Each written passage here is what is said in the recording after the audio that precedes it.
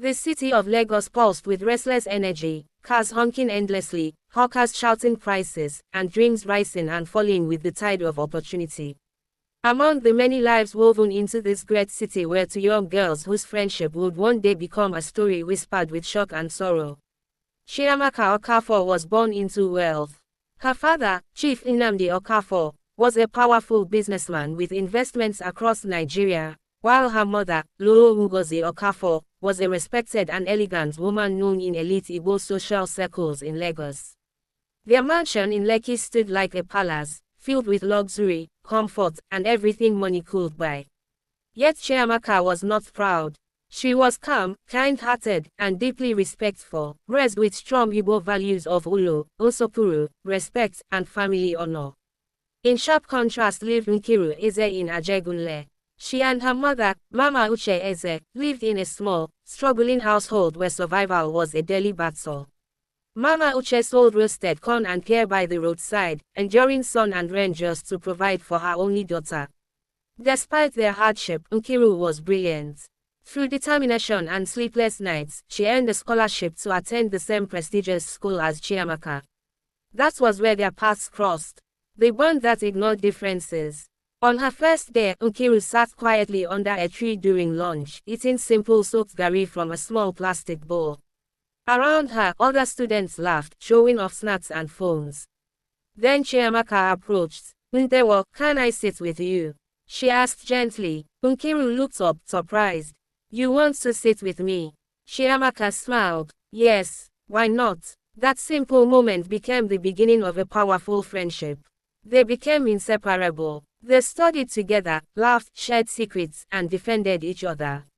Chiamaka never made Nkiru feel less, and Nkiru never forgot Chiamaka's kindness. At home, their mothers watched carefully. Lolo Ngozi once said, Chiamaka, Ezigbo Enyi is good, but be wise. But Chiamaka replied, Mama, Nkiru has a good heart. Mama Uche also warned her daughter. These rich people, their life is different, she said. But Nkiru would smile. Mama, Chiamaka is not like that. And so the friendship continued. When desire quietly grows, as the girls grew older, something began to change inside Nkiru. At first it was admiration. Then it became longing. Each time she visited Chiamaka's mansion, she felt the difference more deeply, the silence of comfort, the beauty of wealth, the ease of life. One evening, as she stood in the grand living room, she whispered to herself. Why not me? That was when Chief Nnamdi Okafor walked in. And Nkiru, he said warmly, you are always welcome here. Good evening, sir, she replied respectfully. Their eyes met, and something shifted. A dangerous path begins. Chief Nnamdi began to take interest in Nkiru. He asked about her studies, her struggles, her future. You are a strong girl, he told her. You deserve a better life than this. Those words touched something deep within her. No one had ever spoken to her like that. Slowly, their conversations became frequent, then private, then secret. Nkiru knew it was wrong. She knew Chiamaka trusted her with everything. But the desire for a better life clouded her judgment. And she stepped into a path she could not easily return from. The mothers feel the storm coming. Lolo Ngozi began to notice changes.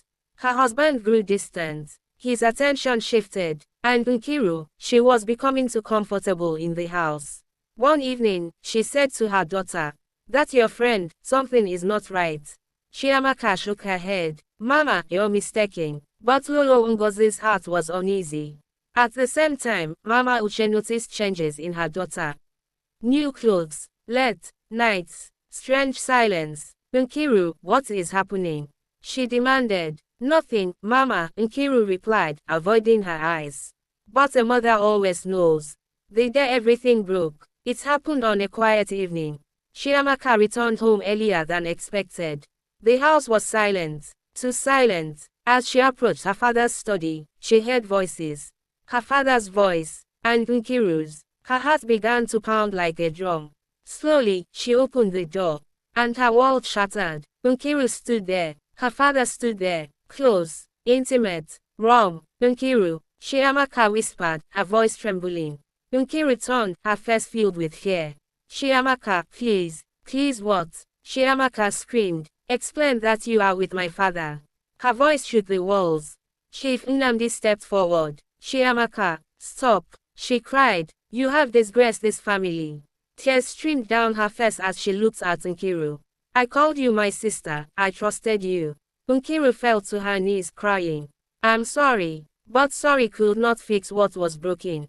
When homes collapsed, Lolo Ngozi was devastated. Chiemo, she cried, in my own house. She turned to her husband with pain and anger. You have brought shame to this family. Within weeks, she left the mansion.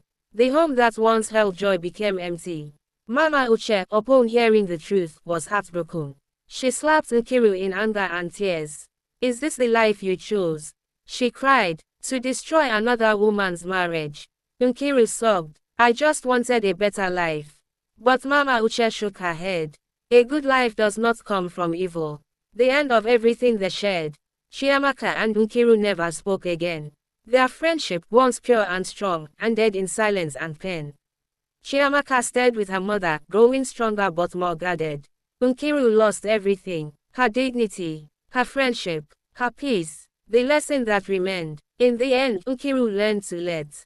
Not every opportunity is a blessing, and some choices destroy more than they build. As for Chiamaka, she carried her pain but also her strength. Because while wealth can come and go, betrayal leaves a mark that time alone cannot erase.